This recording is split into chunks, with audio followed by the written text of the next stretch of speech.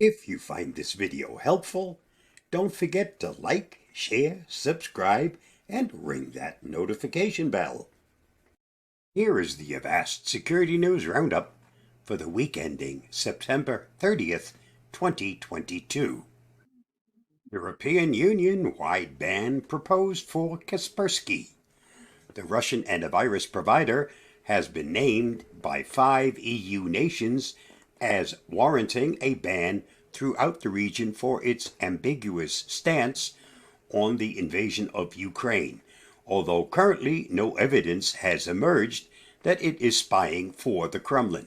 Poland, Ireland, and the 3 Baltic states, Lithuania, Latvia, and Estonia, called for the ban on Friday as part of a raft of proposals, tougher sanctions on emergency and banking concerns linked to Russia. In the wake of spiraling oil prices and Vladimir Putin's decision to deepen the commitment to the invasion by conscripting reservists, Kaspersky has attracted increased suspicion since the outbreak of the war, with some believing its product could be leveraged by Russia as a parallel cyber war escalates in tandem with the conventional kinetic conflict in Ukraine. Read the whole article at Cyber News.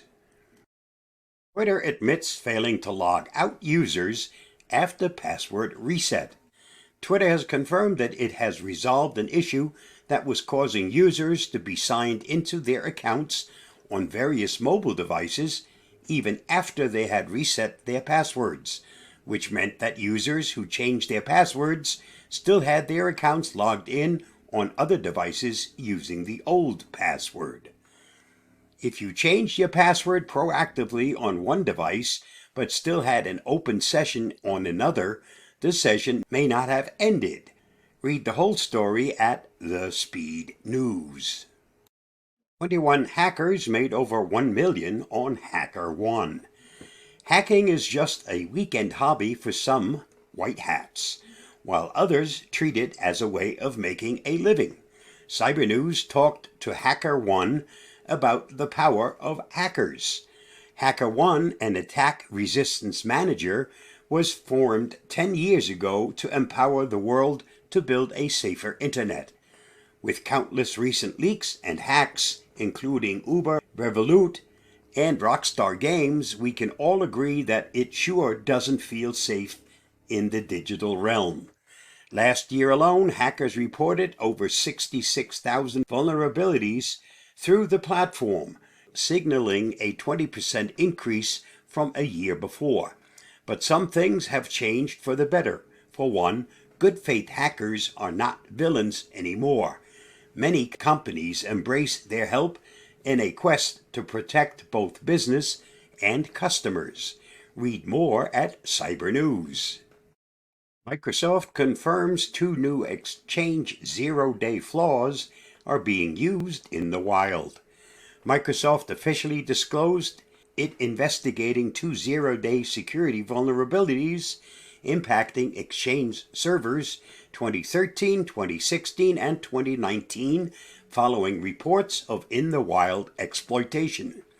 The first vulnerability, identified at CVE 2022-41040, is a server-side request forgery vulnerability, while the second, identified as CVE 2022-41082, allows remote code execution when PowerShell is accessible to the attacker, the tech giant said.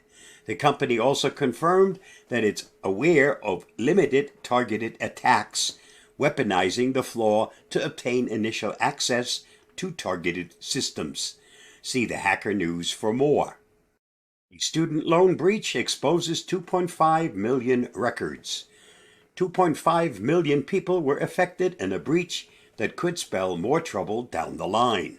Ed Financial and the Oklahoma Student Loan Authority are notifying over 2.5 million loanees that their personal data was exposed in a data breach. The target of the breach was Nelnet Servicing and Lincoln Neb-based servicing system and web portal provider for OSLA and Ed Financial, according to a breach disclosure letter. Nelnet revealed the breach affected loan recipients on July 21st, 2022 via a letter. Read the whole story at the Thread Post.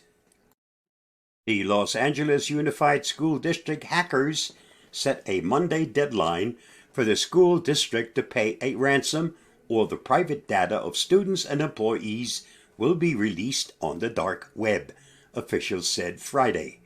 The deadline was posted on the dark website run by Vice Society, which claims to be responsible for the hack that LA Unified experienced during Labor Day weekend. In response, Superintendent Alberto Carvalho said the district will not pay the ransom or negotiate per the advice of law enforcement and federal officials. Carvalho would not name the amount that is being demanded by the syndicate, but said the demand was absurd. See more at patch.com. This week's must-read on the Avast blog. Posing as a friend is a particularly good move because we all want to help out the people we love and, a lot of times, people we once loved, which is why scammers will most likely pose as your friend. And here is why. Read the article at the link listed or watch my video on this topic at the YouTube link listed. And that wraps up this week's Avast Security News Roundup. Stay safe, stay secure, and I'll see you again next week. Bye-bye.